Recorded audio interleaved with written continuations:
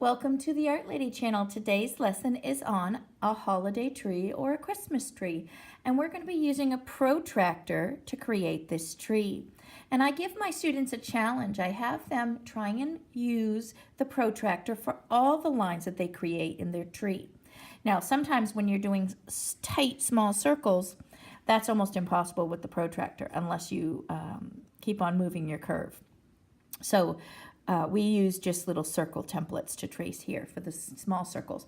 But for the outer lines and the star, you can see this was done completely by using just protractor lines for the major tree. The decorations you can use, you don't have to use the protractor for that unless you want to. You can get some really cool inside curves here, and I'll show you that in a minute. But let me show you an example here. Here's the full example here of this tree. And this is on a 12 by 18 piece of paper. You could do it, you could do it on a smaller, if you use the inside here, you could do it on the smaller size paper just by tracing the inside circles here. But this, we wanted a nice big tree, so we used the outer side. Now here's a student example here, and what they did was they focused on a lot of detail with the protractor, like the angel, which was made entirely by using lines of the protractor, and that came out really beautiful. And she even put on the hummingbird, which I thought was so sweet, right there. And that was made all by using protractor lines. And she did use on this one a lot of the inside curves here. See the small inside curve here? Right there. And then this hummingbird was made just from the inside curve, right there, tracing. And I love the way it goes off the page. And then these fun lights, just by using the straight edge of the protractor. She did all of the decorations on the tree using protractors, right in here. So everything you see here was traced with the protractor lines.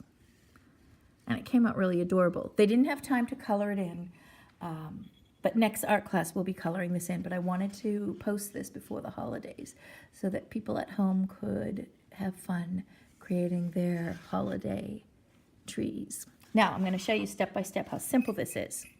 To start off the tree, you want to plan. I'm going to go 3 fingers down from the top, and this will give me room for stars. This will give me room for any kind of tree topper.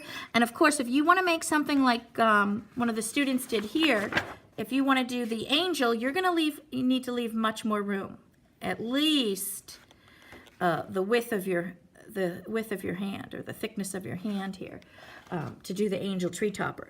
So you want to come down, I would say, at least 5 inches, 4 to 5 inches. But if you're just doing the star or topper, come down about 3 or 4 fingers and measure, and then put a dot. That way you have plenty of room to decorate your tree topper. Now, basically, all I do is you can decide if you want to do a larger branches when you trace the outer side of your protractor, or this example is the smaller branches coming out, and I just trace the inside of my protractor, down and around, just like that. But let me show you. I'm going to show you how I do that. So you decide if it's larger or you want it small. I'm going to go small, the inside first, and then at the bottom I'll do the large outer side of my protractor. So what you do is you place this on a diagonal. Okay, you don't want it to be vertical, you don't want it to be horizontal. It's on a diagonal angle, and I'm basically going to trace the inside line touching my point and then do some curve. Then I'm going to rotate so that the curve is now on this side, and then the angle comes down here. So this is the diagonal line, inside curve. Rotate. Keep it at a diagonal. You always want to make sure you're doing it at a diagonal. I don't want my branch to be really long right now. I'm going to do some small ones at the top. Rotate down. Trace. Rotate the other way, diagonally. Another small one here. Rotate. Trace the straight edge, diagonal. Whoops. Straight edge, diagonal. There. You can see how it was easy for me to fix that mistake.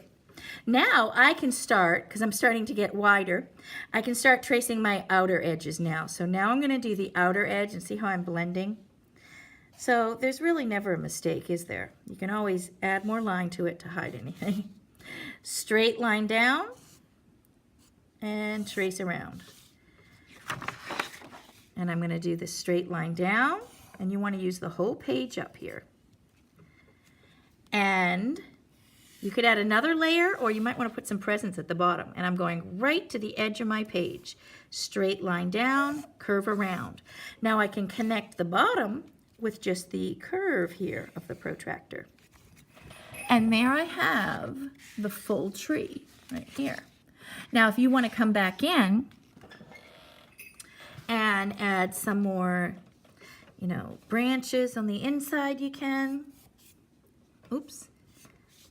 And on this side, and maybe down here.